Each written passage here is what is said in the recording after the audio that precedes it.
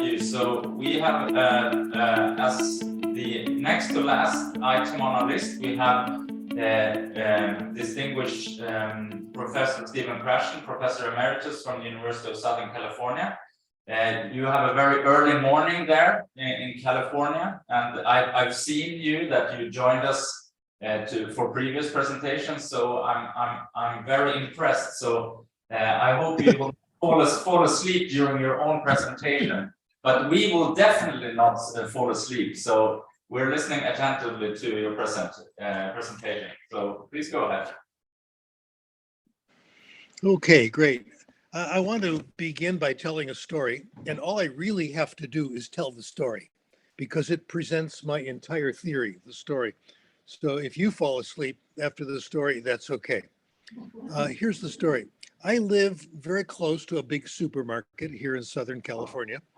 And the last time, about a year ago when I went there, I noticed they had a new employee. I went to check out my food to the cash register, and there was a new person there. I saw his name. His name was Fidel. So I assumed that he was from Mexico, as many of the people are. And I heard him speak Spanish. So, of course, I spoke Spanish to him. Now, I must tell you, Spanish is not my best language. It's like 3 or 4 or 5, whatever. But I spoke Spanish to him. He answered in English, which is very annoying. But I found out later that that is the policy of the supermarket. You have to speak to all employees in English, no matter what they say to you. But I was ready. I said to him, Fidel, tú puedes ayudarme, you can help me. Mi meta es hablar español como ustedes. I want to learn to speak Spanish the way you do. Hablamos español, let's speak Spanish. He liked that. He was on my side. So I've been speaking Spanish to Fidel for the last year, every Friday morning. And you know what? I'm getting better. I know I'm getting better because Fidel is speaking more quickly. He's using more idiomatic language. Those of you who know Spanish, it's not just hablar, it's charlar now. We are more casual about what we talk about, and we talk about other people. This is great. We gossip. It was, I think, Theodore Roosevelt's daughter who said, if you don't have anything good to say about other people, come sit next to me. So that was our idea. And he's getting, it's more complicated, more quickly, etc. So I'm getting better. I ran into a friend of mine who's a native speaker of Spanish, and I spoke Spanish to her, and she said, Steve, your Spanish is so much better. What is your secreto de éxito? What is your secret?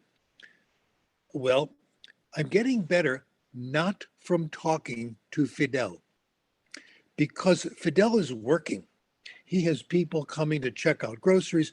I talk to him maybe 30 seconds once a week, and I get maybe 30 seconds of input from Fidel, maybe once a week. That's not very much. I'll tell you what I'm doing. I'm going home and I'm reading.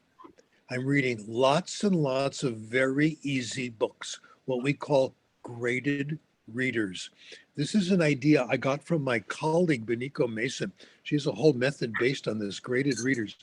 They're easy, they're interesting, and the graded readers, the books for students, are getting better. They are gradually becoming literature. So I have plenty of good things to read. That's the reason. Let me tell you what I'm not doing. Fidel is not correcting my mistakes. I haven't asked them to do that, no problem. I'm sure I make lots of mistakes. I'm not studying grammar. I'm not trying to speak more. I speak Spanish maybe 10 seconds once a week. That's not too much, okay? It's all from reading these little books, and they're quite interesting. I'm reading from them just about every day. That's the reason. And that, ladies and gentlemen, is my presentation. That's what it's all about. It's all about input as the cause of language acquisition. And my speaking's better, not from practicing speaking, but from getting input. The hypothesis is more input helps, more output doesn't. Our ability to speak, our ability to write is the result of language acquisition, not the cause. What I'm now going to do is bore you, which is my job, and I'm going to repeat everything I said in the form of hypotheses, theory, because that's what we do at the university, and that's my responsibility. I'm going to state a few hypotheses, a part of our big theory. The first one is called the acquisition learning hypothesis. And this says we have two different ways of getting better in another language. You can acquire language and you can learn language. Acquisition we sometimes call the natural way. A synonym for acquisition is picking up a language. I was in France for 2 weeks and I picked up some French that really means you acquired it. It is subconscious. While it's happening, you don't know it's happening. You think you're having a conversation. You think you're reading a book. Of course you are. But at the same time, without realizing it, you might be acquiring. Also, when you're finished acquiring, you don't always know the rules. You just have a feeling that something sounds right, something doesn't, etc. We are very good at language acquisition. We human beings are good at language acquisition. The other process we call language learning is conscious. When we talk about rules, when we talk about grammar, we're generally talking about learning. When we're corrected, we are invited to change our idea of what the rule is. Okay, so the child comes into the English class, English as a second language, and says to the teacher, "I comes to school every day." Teacher says, no, it's "I come to school every day." The child is supposed to think, oh yeah, that S doesn't go on the third person singular, it doesn't go on the first person, it goes on the third person, etc. We are not very good at language learning. In fact, we're really bad at it. The next hypothesis tells us how we acquire language. I'm going down to the comprehension hypothesis. And this is the core of the theory. This is an idea that's not original with me. Other people have discovered it. I have simply been responsible for public relations. I just think it's correct. This says we acquire language in one way and only one way: when we understand it. That's how it happens, when people talk to us or when we understand what we read. I'll give you a couple of sample lessons. You'll see. I'll use a language that I'm sure 10% of you speak already. I'll give you 2 quick lessons and you can tell me which one is better. Lesson number 1. Wir werden jetzt anfangen, Deutsch zu lernen. Und ich möchte Ihnen voraussagen, dass nach meiner Meinung Deutsch ist eine sehr schöne Sprache. Und ich hoffe, dass Sie alle sehr viel Erfolg mit Deutsch haben werden. What do you think, beginners? Good lesson so far? You think if I repeated it, would that help? How about if I said it slower? No, that wouldn't help. How about if I wrote it out for you? You copied it down. Would that help? None of those things help. Here's lesson number 2. Das ist mein Kopf. Verstehen Sie das? Kopf, ja? Gut. Hier sind meine Augen. Augen. Ich habe 2 Augen. 1, 2. Verstehen Sie das? Gut. Hier sind meine Ohren. Ich habe 2 Ohren. 1, 2. Und hier sind meine Zigaretten. Meine Zigaretten. Ach, ich habe keine Zigaretten. Zigaretten sind nicht gut. If you're a beginner, and you understood lesson number 2, you acquired a little German, even if you didn't understand every single word. Now that you have this idea of language acquisition, let me state for you a couple of amazing facts about language acquisition. I've been talking about these facts for 40 years now, and I still find them astonishing. Number 1, the second German lesson I gave you, you acquired a little bit of German.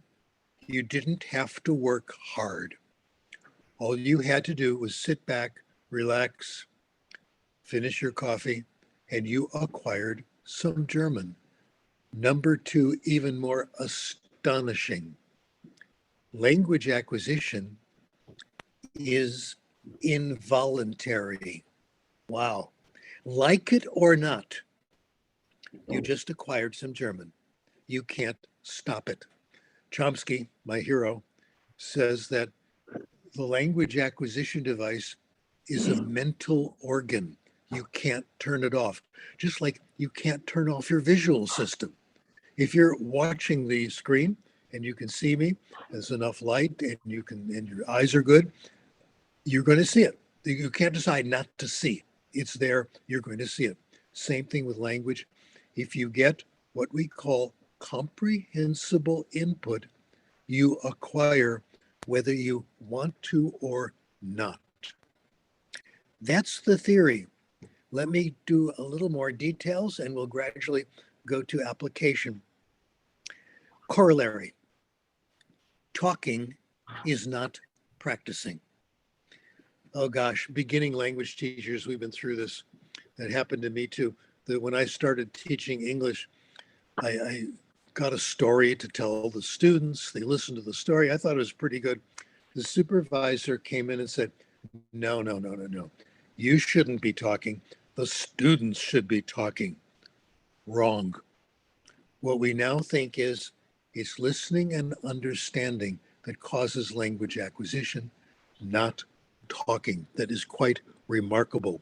And once again, the ability to speak is the result of language acquisition. Not only does speaking not help you, but it can be painful if you do it too early. I'll tell you a story, a true story about what happened with me when our daughter was only about 6 years old. She's now in her 50s. Oh my goodness. Oh gosh. She's a librarian. Is that cool or what? It's so wonderful. Anyway, she would go down the block. I would take her down the block and she would go to the home of a neighbor and play with the neighbor's daughter, who was also around 5 or 6 years old. And one day I went over to the house to pick up my daughter and her friend, bring them both to my house, because our friend down the street, we were quite good neighbors, good friends. She had to go somewhere else. She had an appointment. She said, well, I've got to leave now. And I said, great, we're off to my house. We'll have a good time. But she said, wait, I've got to take my medication. I have to take my pill. She goes rushing into the bathroom, takes water, takes a pill. So again, we had good relationship. I could ask her this. I said, and she said, oh, I'm so glad I got this. I said, well, what was that all about? What kind of pill are you taking? She said, Valium. Today it would be Prozac, anti-anxiety medication. So of course I had to ask her, I said, why are you taking Valium? I'm going to my Spanish class. It makes me so nervous. Her exact words, it freaks me out. So I said, what is it about Spanish class that makes you so nervous? I have to talk.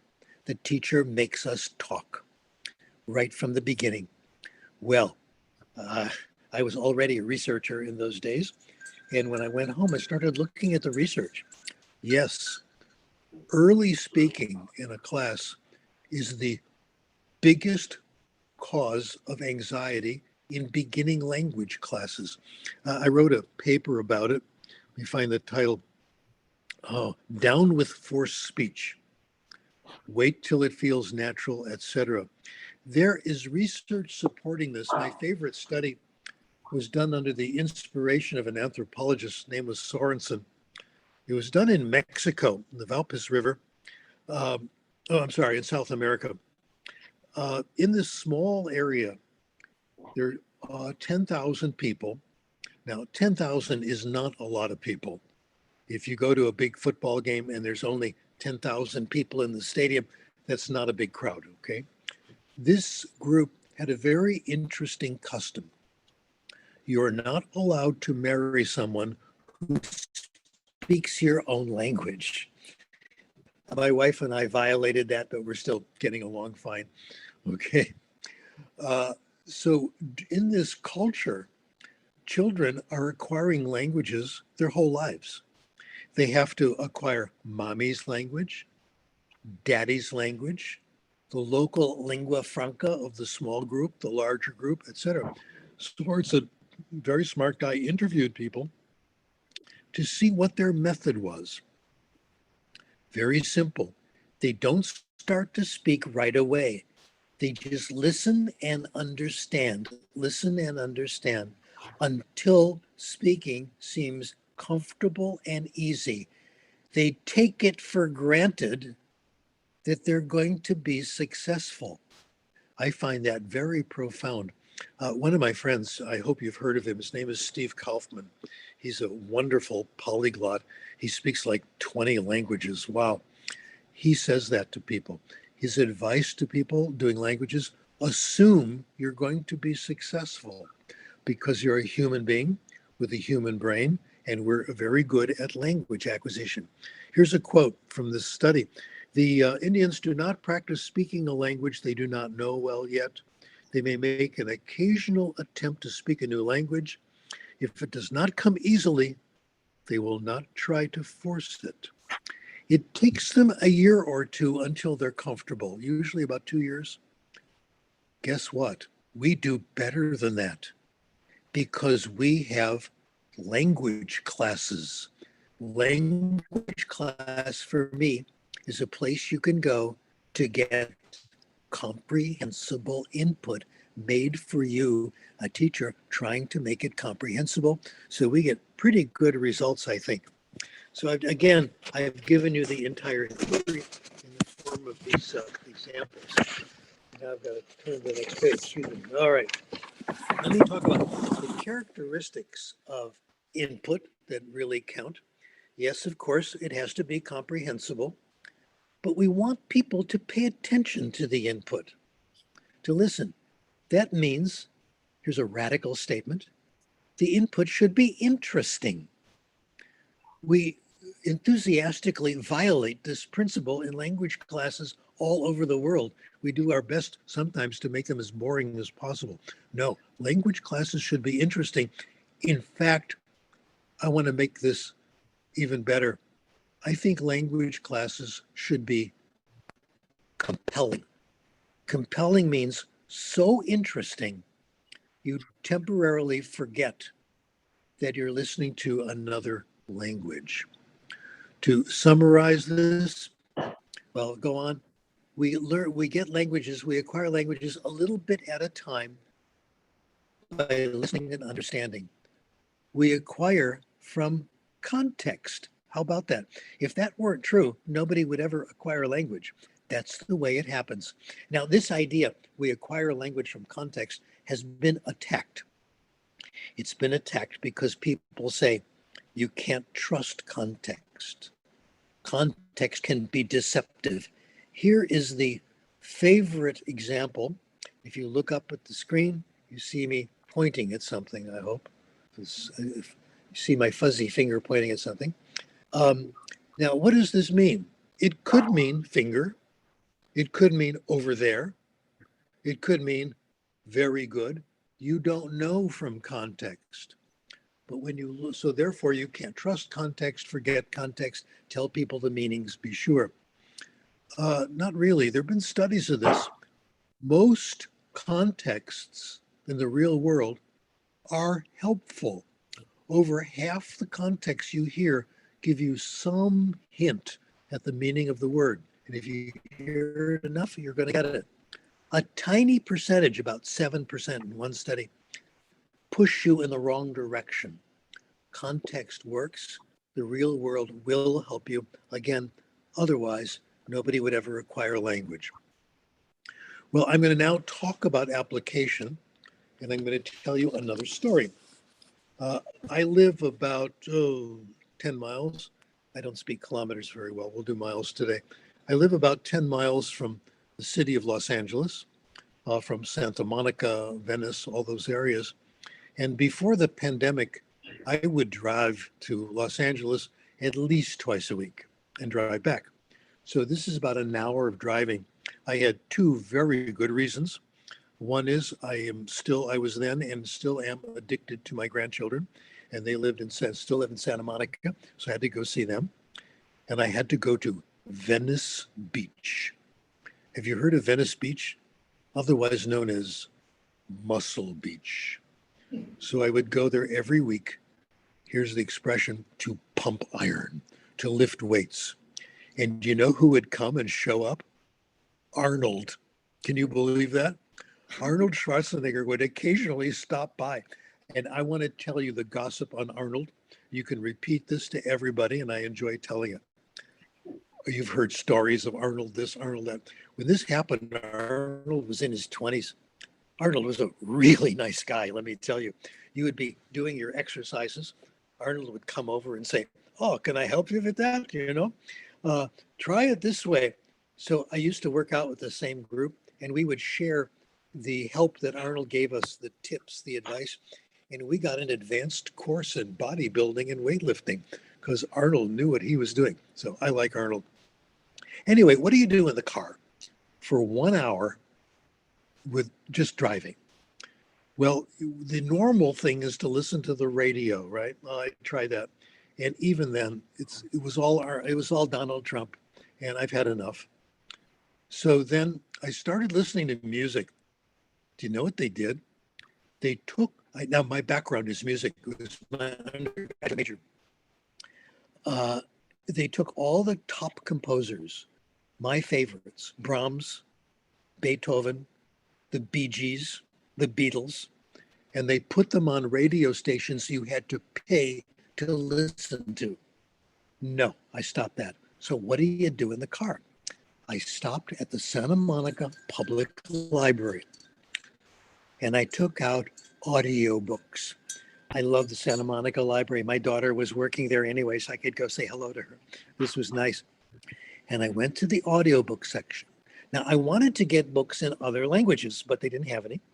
And because I was a college professor, I would want to listen to classics, and they didn't have classics. It was only bestsellers. Well, I found out something very interesting. I listened to bestsellers. They were good. Not everyone, but most of them were quite good. I listened to detective stories. I listened to historical novels. I listened to medical novels, John Grisham, all those things. The first book I took out was Harry Potter. I listened to all 7 Harry Potter novels. You know what? Harry Potter was written for us. It's all about education. It's all about Harry and Hermione and Ron and their adventures in different classes, different teachers. In fact, in one of them, the hero is Dumbledore, the headmaster. J.K. Rowling knows a whole lot about education. So I recommend these books because they're interesting to teachers and professional educators like us. So I listened to stories. Here's what I discovered. Stories are wonderful to listen to. I am not going to say you must base your teaching on stories, but it's a good idea, okay? It really works. I'll give you the synonyms for stories. Fiction, literature, they really do work. I'm going to recommend we pay careful attention to stories and try using them, right? The methods I'm going to talk about are invented by my colleague, Beniko Mason, and I got her ideas, and I use her stuff in my own language acquisition, reading books. Her idea of beginning language class, she developed this teaching English as a foreign language in Japan. Beginning language class is listening to stories. That's it, folks. You go to ESL class, it's story time. That's what class is. She takes stories that, in her words, have stood the test of time, that are very good. She likes the Grimm Brothers fairy tales. She modifies them to make sure they're comprehensible. She draws pictures to illustrate the hard words. She'll paraphrase. Occasionally, she'll use the first language to translate a word here and there. Very easy class to teach, a lot of fun. The students do quite well. We have experimented by adding, let's say, vocabulary lessons, classic vocabulary instruction. No, they do better. They get more vocabulary just listening to the words in context. We don't tell the students, pay attention to the new words, mark down, make flashcards. Just listen to the stories, listen to more stories. Well, some people have said, how do you make sure that they get the important words? How do you make sure they get the frequent vocabulary that they need? Frequent vocabulary is frequent, which means it keeps coming back. You don't have to worry. So what we have found, Dr. Mason has found lots of stories. They get plenty of vocabulary development. Again, can you imagine going to a language class where all you do is listen to wonderful stories that you like? You're not quizzed on the stories. You don't have to take tests on them. You're not quizzed on the vocabulary. You don't have to retell the story in your own language or the target language. Just listen and go to another story. Well, that's stage one. Stage two, Dr. Mason calls it guided self-selected reading. The first day of class, this is after they've been listening to stories for a couple of semesters. You can imagine they've built up quite a bit of language. They come into the classroom, and on the table is a display of graded readers, all kinds, all topics. The students go around the table and sample the books. And with the help of the teacher, they may select one they want to read or a couple, try them out. This is all about self-selected reading, and I'll have more to say about self-selection, which I think is extremely important. So language class second stage is reading stories that you find interesting. They begin with very simple books, gradually to intermediate level. The goal after a couple of semesters is to read authentic literature that is written for native speakers. I've kind of reached that in Spanish. I was already there in my other languages, French, German. Spanish, I'm now to the point, having read, lots of these graded readers, where I'm starting to read authentic Spanish, and it's going pretty well, little by little. Okay, so this stuff really does work. Well, let me tell you the research on this. What is the effect? We have examined what happens in Dr. Mason's class if a student does self-selected reading they like in these booklets.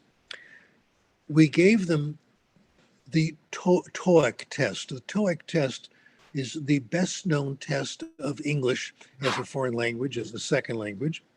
We gave them the listening and reading parts of it. The test gives you scores of anywhere from 0 to 1,000. If you get 250, you're ready to start easy reading. If you get 500, 600, 700, 800, you're pretty close to academic language, where you can survive in classes for native speakers. Well, here's what we found in our study with a small sample. The average student in our group, for every hour of reading they did, they gained 0.6 of a point on the TOEIC, little more than a half a point. If they were to keep that up, and they did it for 2 years, an hour or two a day, relaxed, have a good time, which we do anyway in reading, okay? You would go all the way, if you start at 250, you would go all the way to the advanced, nearly to the top of the test. So this gives us the idea that this stuff may be working. Let me point out some other studies that come to the same conclusion. By the way, if you want a cheap thrill, you can download my book, The Power of Reading, which I'm now giving away. You can download it for free. I'm giving away a lot of my stuff, let me tell you. It's not because I'm a nice guy. It's because we have really no choice. If you go to sdkrashen.com, you'll find that book, several other books, and a lot of papers. You know why? Nobody can afford them. They're too expensive anyway.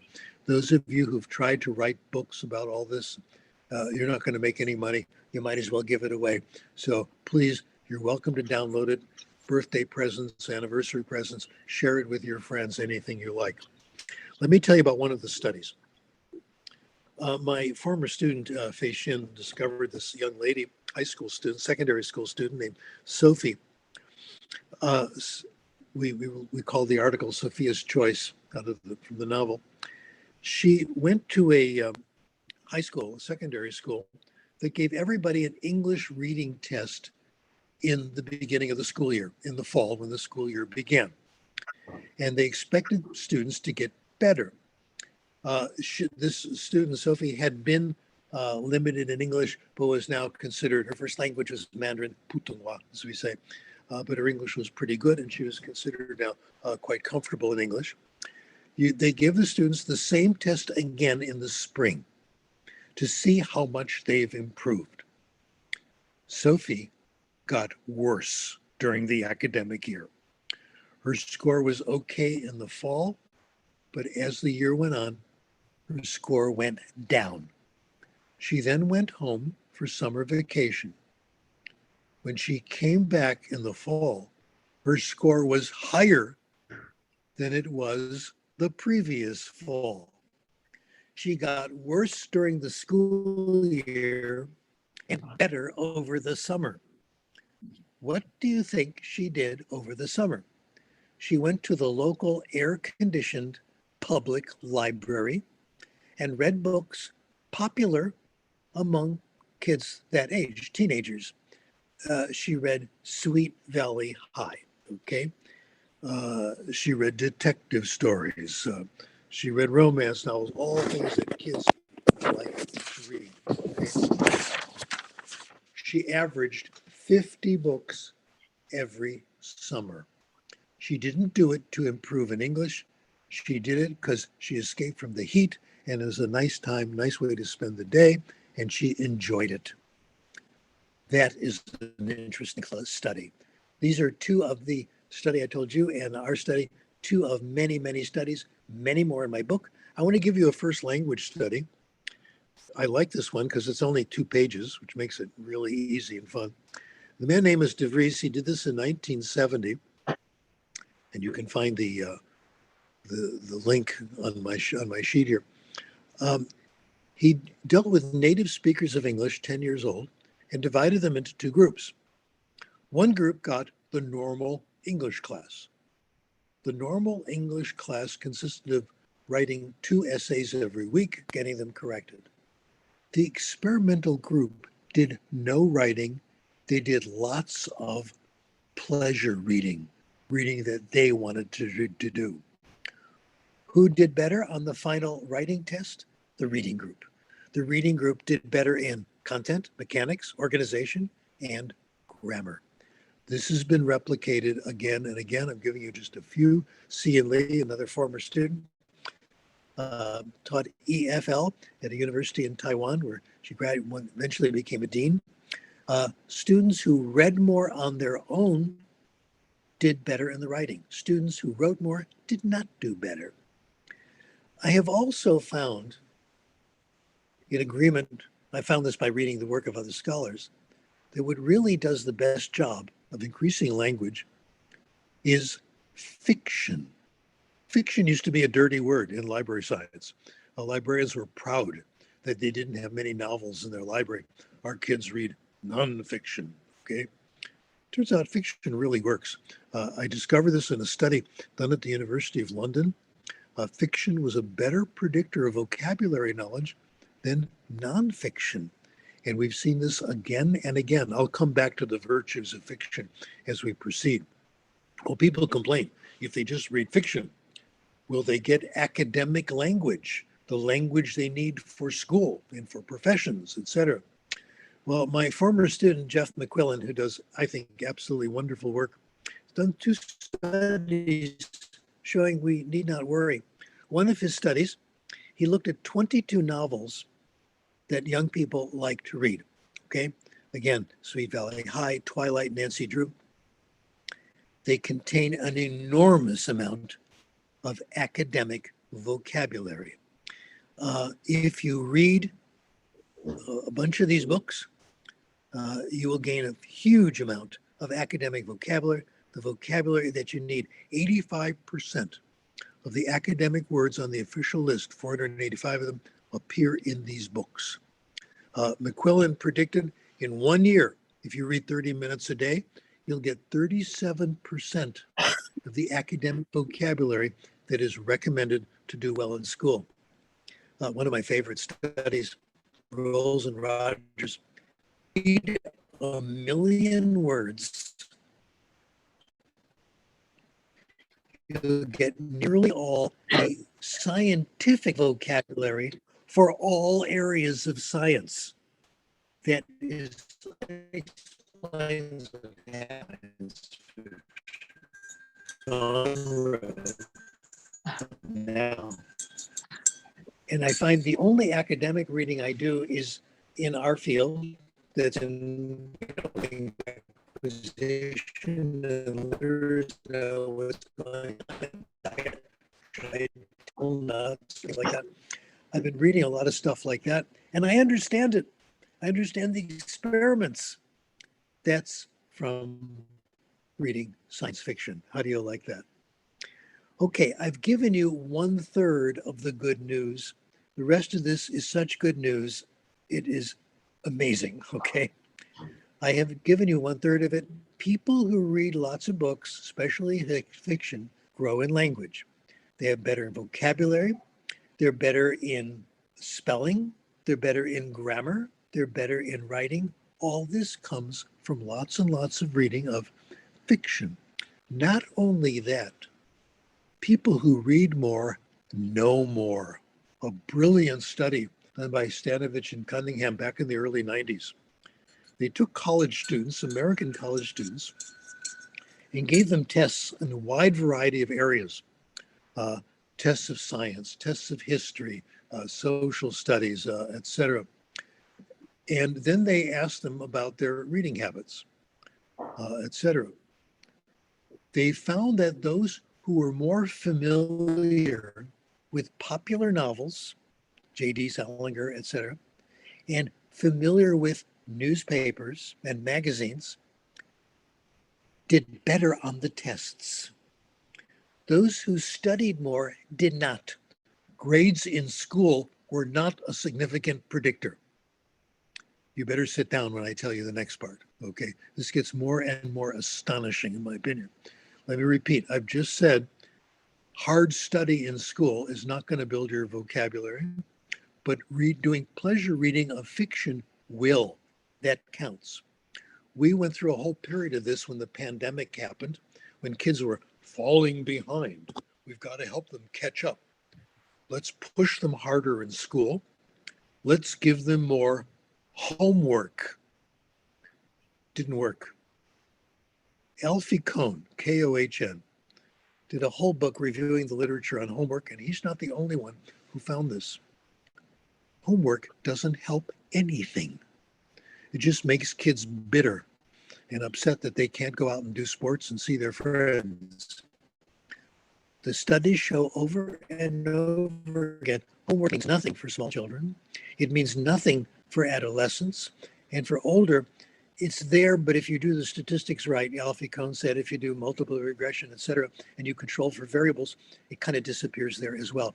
Also, there's mom and dad, there's no evidence that homework is good to give you better work habits, good discipline. That has actually never been demonstrated. So this is good news. Now, I've told you two things. I've told you if you read lots of fiction, you get more language, more grammar, more vocabulary, and you'll get more knowledge.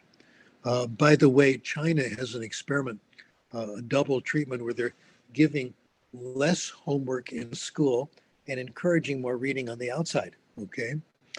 The people complaining are the tutors who tutor kids for quizzes because they're losing business. I think that's a very good sign.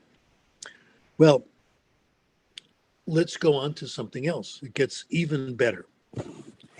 People who read more have a better understanding of other people. They have more empathy. This is the third thing. Okay, let me give you some nice statements about this. Okay, Terry Gross, a radio host of a show called Fresh Air, explains this very well. When you read fiction, you're learning to be somebody else. You're learning to see the world through their eyes. People who read lots of fiction experience more of life than people who don't. Things you don't see in day-to-day life. You may have heard of an unknown scholar, Noam Chomsky, who said in one of his books, it's quite possible, overwhelmingly probable, we'll always learn more about human life and personality from novels than from scientific psychology. Barack Obama was interviewed by The Guardian about this. Where did you get your talents and what do you read? What do you get from it? He said, novels have helped me understand others and helped me understand where they're coming from. That it builds, and he used the term empathy. Well, so reading fiction gives you three things. It gives you language, it gives you more knowledge, and it gives you empathy and understanding of others. I have two more points, and then we'll have a little bit of time for comments, questions, etc. The first, if all this is true, the name of the game, access. We need to make sure that everyone has access to books. And this, of course, means libraries. We haven't done a good job of this. All children, all countries, all over the world, all languages need access to libraries with lots of good books, staffed by professional librarians who understand what books should be ordered and how to link children with books that are right for them. My hero in that area, please write this guy's name down, Keith Curry Lance, C-U-R-R-Y. Keith Curry Lance has been a library researcher. I think he deserves a Nobel Prize for the last 20 years or so. In his many studies, here's what he's found. If you go to a school with a good school library and that has a professional librarian, reading scores are higher. Also, if you visit a public library in a neighborhood where there's a school and the kids use the public library, reading scores will be higher there as well. They'll be reading more. Final point, the importance of self-selection. Wow. Let me give you the informal evidence for this, which I think is much more compelling. What happens when someone gives you a book as a gift? Say, here's a book, you really got to read this, it's just right for you. Do you read it? No. Okay. You put it on the shelf. And as one observer said, you feel guilty walking by of the shelf. You see all the books staring down at you because you don't read it. You're going to read what you want to read. Gift books are assigned reading. If it's not something you select, you go out and get, you're not going to read it. Oh my goodness. This is one teacher I know, Donna Lynn Miller, who's written books on this, says, no single practice inspires my students to read as much as the opportunity to choose their own books does. And the best evidence, I'll tell you my case, and I'm betting the same thing's true of you. When I was in secondary school in the United States, we had language arts. We did British literature one year. We did American literature one year. I was a very well-behaved student. I read all the assigned reading. I wrote essays on them. I passed the tests. Today, I don't remember a single one of the books I read for English class. And you don't either in your language arts class, maybe one or two. That's all. It's self-selected that counts, okay?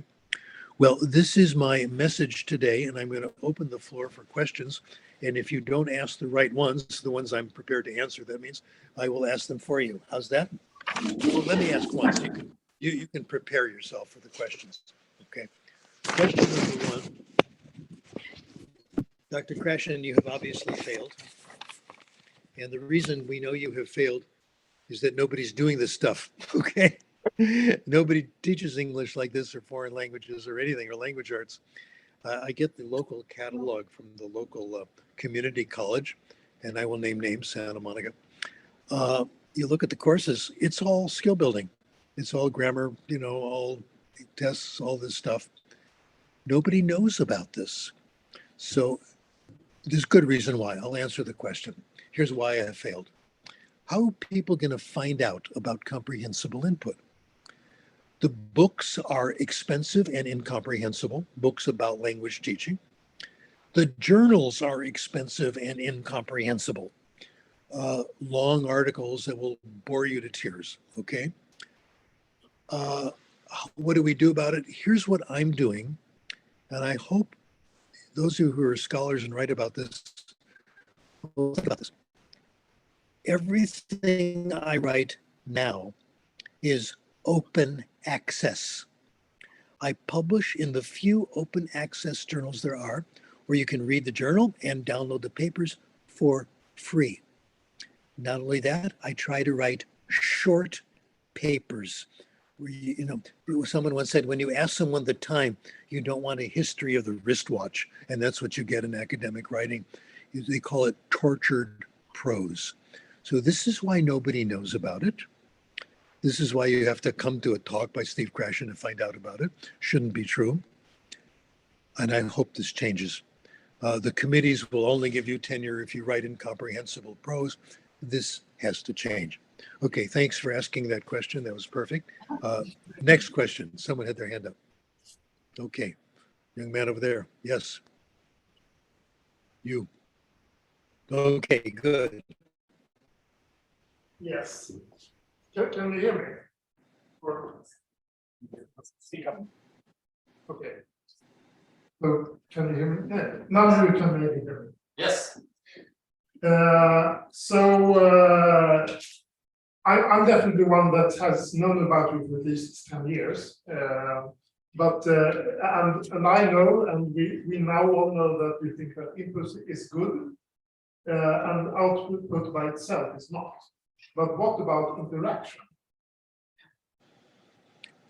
I didn't understand you because you're muffled. There's something wrong with the sound system.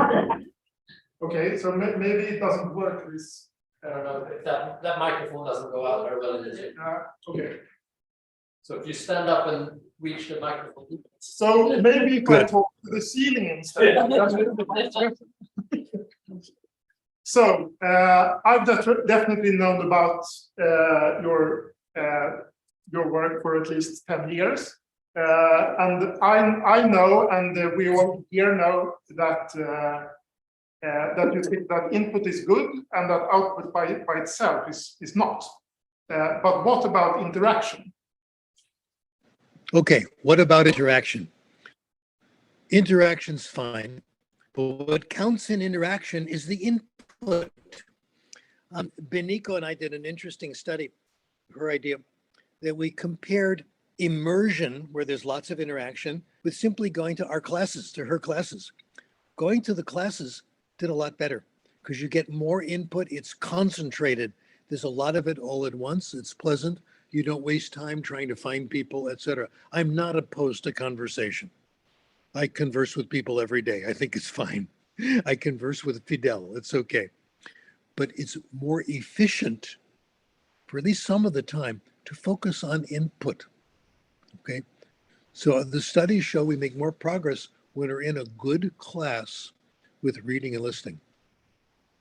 So do it, do the others, do games, do all these things. Basically, make sure you have listening and reading. Yeah. So my follow-up to that would be that if you have interaction, then you also have feedback. And I'm not talking about explicit. Stand up. Stand up so I can hear you. Okay. So I'm not talking about explicit feedback. I'm talking about implicit feedback that you get because you are understood and therefore someone reacts to you and so on, and not the explicit feedback where someone tells you that you are wrong, like that. Okay, I'm with you on this. I agree that it's profitable. It's a good idea. It's just that you can't always depend on it. Like, I can go see Fidel, at 8 o'clock in the morning at the supermarket, and that's the only interaction I can get in Spanish. Okay. If I pick up one of the books, I've got all the input I want. It's wonderful. So it's a practical matter. Okay, algo más.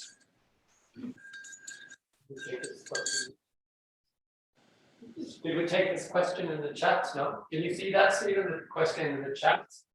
It says, Oh, let me get to the chat book. Do audiobooks? Okay, do audiobooks and written books have similar effects? Yeah. Yeah. Let me read the question. Do audiobooks and written books have similar effects? I'm thinking of issues with reading, not enjoying reading overall. Would audiobooks be a good and similarly effective alternative? Yes, absolutely. The next step for us is to create audiobooks that are interesting and comprehensible stories. I would buy them if they had it in the languages I'm interested in. I think it's a great idea. You won't get spelling from audiobooks, but you'll get a lot of other things. I think it's a good idea, and I wish the publishers would come out with things like that. I would listen to them in the car. Thanks for that question. To follow up on that, so that would also go for like video material, like videos. Absolutely. Okay, video, movies. I would like to have sheltered movies, okay, that are really, really good stuff, good films, good stories that we can watch. Why not? I will plays, all those things. We have not even tried in that area. I welcome the comment. I think it's a good one. So we could have graded books, graded audiobooks, graded movies, everything graded for comprehensible input. More or less, roughly graded, not precisely. Yes. Good idea. You produce them, I'll buy them. Yeah, Cindy has a question here. I'm standing up. I hope you can hear me. Very good. Okay. Thanks so much. This was a really interesting talk, and I was wondering if you could tell us a little bit about any research related to outcomes beyond maybe vocabulary and grammar. So some of the issues that we talked about today, thinking especially about migrants, dealt with pragmatics or cultural learning, and it had me thinking about often there's a lack of written material in certain dialects, or thinking about broader kinds of populations that migrants are interacting with. And I would love to hear if you know of any beyond maybe the traditional vocabulary and grammar measures, thinking about pragmatics or sociolinguistics. Okay, I predict that it would work. I predict that reading, even just reading and audiobooks and all those things will result in pragmatics, how to negotiate conversations, etc. All these sociolinguistic aspects of language, we just haven't done it. We just haven't tested for that. I predict it would work quite well. Good point. Go out there and do it. I will consume it. Okay, I will buy it. Okay, good. Hi, thank you for getting up early today to talk to us. I used to be a student of Professor John Hedgecock when he was at the University of Houston. You might know him. And then Yes. Yeah, and then I have a question for you. A topic we discussed earlier today, when we have immigrants coming to Norway, and when they aren't literate and they have to learn Norwegian, what would you suggest? What do we do with them when they can't read? What can they read? When they cannot read because they are. Oh, they can't read. Okay, So then they don't read. Help them learn the language. Okay, they don't read in their first language. Nope. There we go. I would begin with reading in the first language. This is a principle of bilingual education that's been replicated again and again. We owe this, of course, to Jim Cummins, the pioneer in bilingual education. Marvelous work. Good reading in the first language predicts reading in the second language. It's easier to learn to read in a language you already know. It's easier to absorb this, especially if the alphabets are similar, even if they're not. And I've done experiments with them, other people, consistent correlations between reading in the first language and subsequent in the second language. A terrific investment, read in the first language, and it will come much more quickly. The same principles, comprehensible input. So Great you- question. So you would suggest teaching them to read in the first language and then move on with the second language? Yes, this is called bilingual education. Really works. Thank you. Round of applause for Jim Cummins for doing that. Okay. Good. I had another question. You talked about the anxiety of speaking in class and Valium and Prozac and whatnot. My question was like, could you? But we also know that if you only read and you watch, I mean, when you try to say something, nothing comes out of your mouth unless you practice the skill of speaking. So I was thinking that could we make use of like reading aloud, so it's input as you read something but you read it aloud. And I don't mean that you do it in class to others, but you read aloud to yourself. And through technology, you can actually, you can keep track that you actually read aloud in a pretty good way. So could that help? Reading aloud, would it help the speaking abilities? I don't think it's necessary. I think if you get all that input, it's going to come. I'll tell you one story. Verner Leopold, the great bilingual expert from Germany, and two daughters. One daughter, when the first daughter was growing up, they spoke German at home. She spoke German to him. Everything was fine. Then they moved to the United States, Santa Monica, okay, near where I live. His second daughter, he always spoke German to her, but she answered in English. This is typical in immigrant families. After, the first year or two, the child is very young, or until they're 5, 6, they're comfortable speaking the home language, the heritage language, but then they go to the language of the country, the influence of school. He had a very good relationship with his second daughter. He spoke German to her, she answered in English. He spoke German, she answered in English.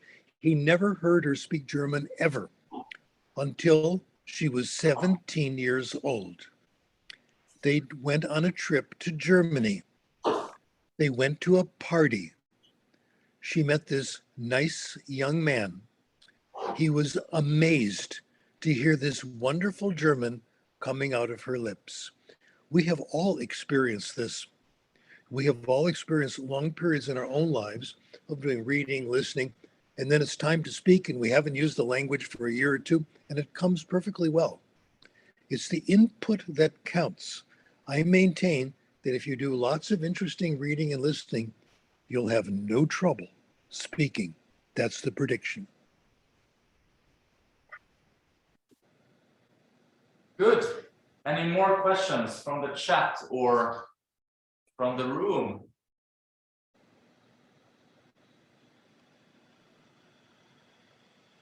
No more questions. Would you like to pose any more questions to yourself? But we're moving into the panel, aren't we?